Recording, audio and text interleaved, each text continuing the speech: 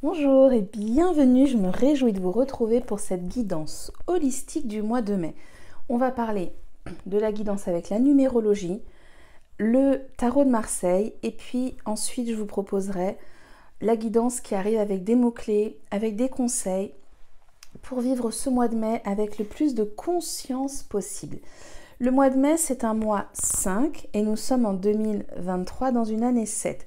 Donc 5 plus 7 égale 12, qu'on va réduire en numérologie. On prend les chiffres de 1 à 9, qu'on va réduire, qui va nous donner du 3.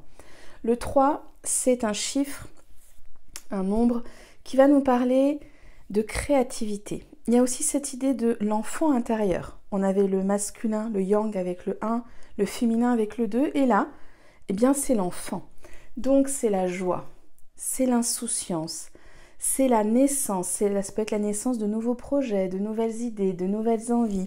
Il y a aussi ce côté très joueur, très joyeux, très insouciant, naïf de l'enfant. Il y a vraiment cette énergie-là. Moi, je sens quelque chose d'assez pétillant, d'assez léger. Je sens vraiment un mois de mai qui est plus léger quand même que les deux précédents, avec voilà, des choses qui ont été soulevées. Alors, il va encore y avoir des choses à aller voir, on va en parler juste après avec le tarot de Marseille, mais quand même, en tout cas, un focus à faire sur le jeu, le plaisir. En plus, on est dans l'énergie du taureau aussi, donc je vais parler aussi un peu d'astrologie. On vient de rentrer, le soleil vient de rentrer en taureau, donc je vais aussi parler du taureau dans cette guidance.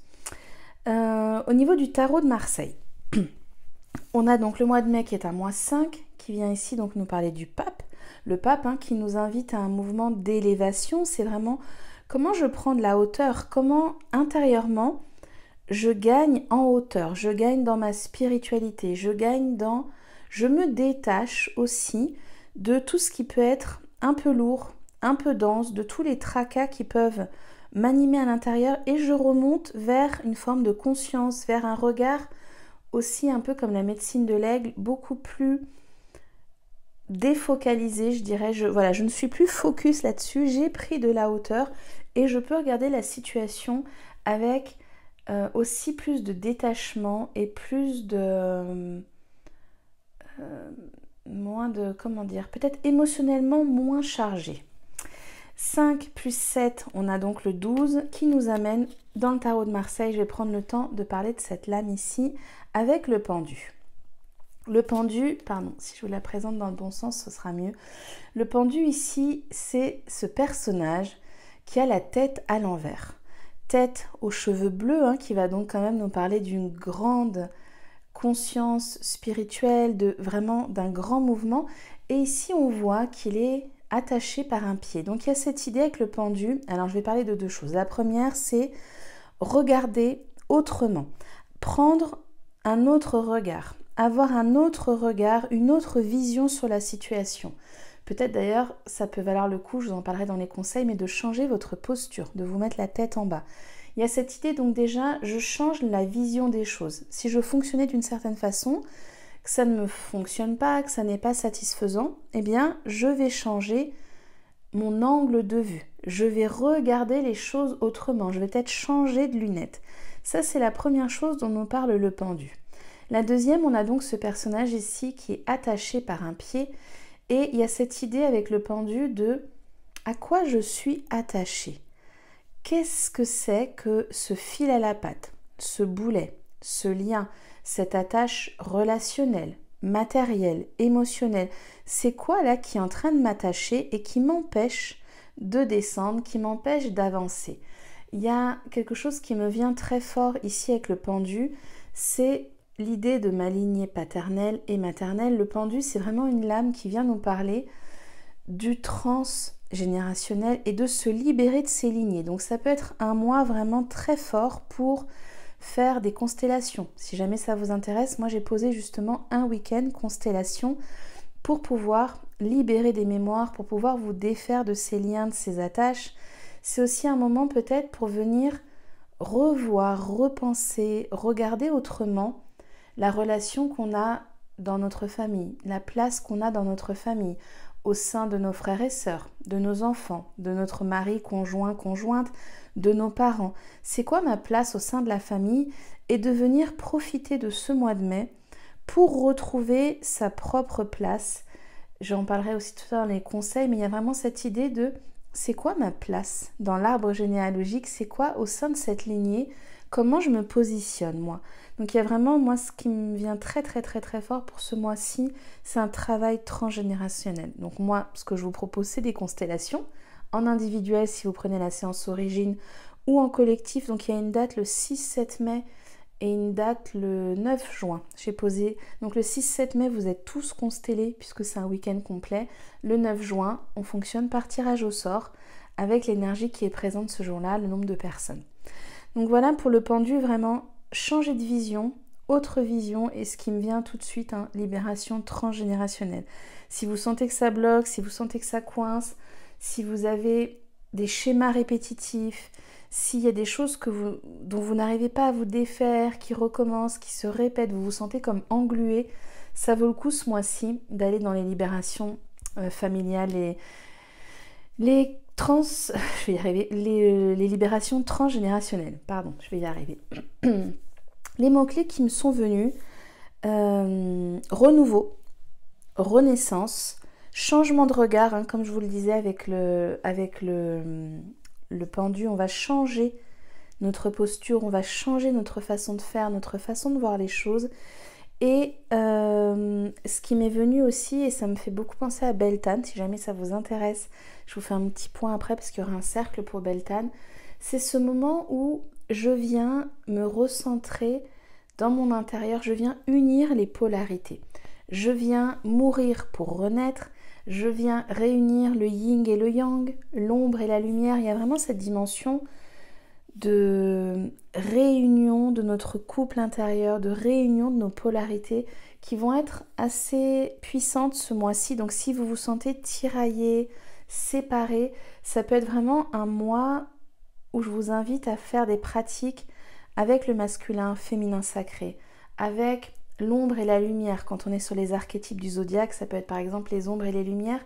Moi, je vous propose le 2 mai un cercle de femmes autour de Beltane, où je vais vous proposer un voyage au tambour pour justement venir vivre cette médecine du scorpion, venir mourir pour renaître, et donc accepter que des parties de nous s'en vont, et que d'autres vont pouvoir renaître, et vraiment venir réunir nos polarités à l'intérieur de nous. Ouais, voilà ce qui me vient, vraiment l'union du couple intérieur, et cette idée de renouveau, de renaissance pour ce mois de mai. Au niveau astrologique, et après je vous donnerai les conseils pour le mois, c'est un mois qui est plus doux. On est sur le taureau. Le taureau vient nous parler de la sensorialité. On est vraiment sur un signe qui est gouverné par Vénus, qui vient nous parler du plaisir, le plaisir d'être en vie, le plaisir de partager des moments, le plaisir d'être dans son corps, le plaisir aussi de réveiller ses papilles avec des saveurs qui nous plaisent, de mettre du mouvement dans son corps. Il y a une dimension vraiment très plaisir avec le taureau, et c'est vraiment ce que je vous invite à faire. On y sera voilà, à peu près les 3 premières semaines de mai, de vous faire plaisir, de profiter. Ouais, je vais en parler un petit peu dans les conseils que j'ai notés, et puis je vais détailler un petit peu le taureau, mais moi c'est ce qui me vient. Donc dans les conseils que j'ai notés, la première c'est vraiment les libérations transgénérationnelles. S'il y a un mois où vous sentez que ça fait un petit bout de temps que vous attendez, que vous vous questionnez là-dessus, allez-y, parce que ça frotte, et là ça peut frotter tellement que ça peut créer de la discorde. Ça peut être aussi un moment pour faire voilà, un beau repas de famille, inviter, faire une belle table à la maison, mettre un bon vin, un bon fromage, des bonnes choses. Ça c'est vraiment l'énergie du taureau, hein, donc se retrouver autour d'un bon repas de famille. Je vous en parlais tout à l'heure, faire votre arbre généalogique. Donc ça peut être une activité pour vous, de vous à vous, ça peut être avec vos enfants, avec les petits-enfants. Venir placer chacun dans la lignée. Ok, toi tu es le fils de, tu es la sœur de, le frère de, tu es la mère de. Voilà, où sont les cousins, où sont les cousines, où sont les oncles, où sont les tantes. On retrouve une place au sein de sa famille. Ensuite, dans les conseils pratico-pratiques qui font appel ici au pendu, ça peut être de prendre une posture inversée. Donc soit en vous faisant aider, ou si vous êtes suffisamment à l'aise, vous tout seul, ça peut être dans l'eau aussi si c'est trop difficile, sur la terre, de vraiment venir renverser, mettre la tête en bas pour inverser nos polarités, venir vraiment travailler sur ce mouvement de changement de polarité à l'intérieur de moi. Ensuite, avec le taureau, vraiment ralentir. Donc, vous offrir aussi peut-être, en plus avec le mois de mai, il n'y a pas de hasard non plus, hein, c'est un mois un peu gruyère, où justement, il y a des fériés, il y a des ponts, il y a des jours où on ne travaille pas, donc peut-être ralentir encore un peu plus votre temps de travail ce mois-ci pour revenir dans l'énergie du taureau. La sensorialité, les plaisirs, c'est vraiment ce qui me venait avec le taureau, de faire des choses qui vous font plaisir, de prendre des moments plaisir, goûter des choses qui vous plaisent, vous faire masser, vous faire chouchouter. Le taureau aime aussi cette sensorialité dans le corps, donc vous massez vos mains, vos pieds, vous offrir un massage aussi, se faire ce type de cadeau. Ouais, profiter, c'est vraiment ça qui me vient, profiter de tous les plaisirs de la vie. Le taureau, dans sa polarité inverse, il va avoir tendance à accumuler, à garder au cas où, et c'est justement ce que je ne vous inviterai pas à faire ce mois-ci. D'ailleurs, c'est un mois, à contrario peut-être des tendances actuelles au niveau financier sur le plan social, de garder, de faire attention, de pas trop dépenser, de prévoir. Et le taureau serait plutôt là en train de dire attention, pas trop d'économie, profite. Tu as envie depuis plusieurs mois de t'offrir un moment, puis tu te dis non mais c'est pas sérieux, c'est pas raisonnable. Et bien là, justement, l'énergie du taureau, ce serait est-ce que tu n'as pas assez travaillé? Est-ce que tu n'as pas assez trimé, entre guillemets?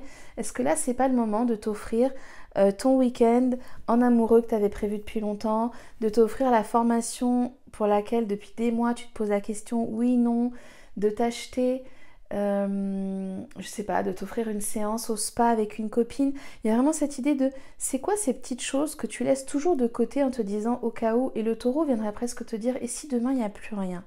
Et bien finalement tu n'auras fait que d'économiser, de garder et tu n'auras pas profité de la vie. Donc il y a vraiment cette dimension-là avec le taureau. Comment moi je peux vous accompagner là sur cette saison? Donc le week-end constellation, je vous en ai parlé le 6-7 mai. Il y a le cercle de femmes à Pimpon pour Beltane le 2 mai. On va travailler avec les énergies du moment, l'astro, un rituel vraiment au niveau de mort, renaissance, l'énergie du scorpion, un voyage au tambour, un soin collectif au tambour. Et puis j'ai dû oublier quelque chose, un cercle de parole. Il y a aussi le cercle guérisson du 12 mai, un cercle où on va travailler avec les sons guérisseurs pour évoquer le thème de la réalisation personnelle. Comment est-ce que je me réalise? Comment est-ce que je m'accomplis dans ma vie? Et quelles peuvent être les mémoires qui pourraient m'empêcher justement de vivre cette réalisation? Il y a évidemment les accompagnements individuels. Donc là, je crois qu'il n'y a plus de place ou peut-être 1 ou 2 créneaux pour le mois de mai. Je vais très bientôt vous mettre les créneaux pour le mois de juin, donc pour un thème astral, pour des libérations de mémoire karmique, transgénérationnelle chez l'enfant intérieur.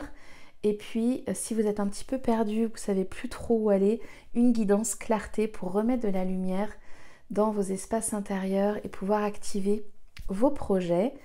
Et si vous ne l'avez pas encore vu, il y a aussi une retraite qui est ouverte. Ça y est, les inscriptions sont ouvertes au mois de juillet autour de la cyclicité, des archétypes, des constellations. Ah oui, puis dernière chose quand même, le programme éveil.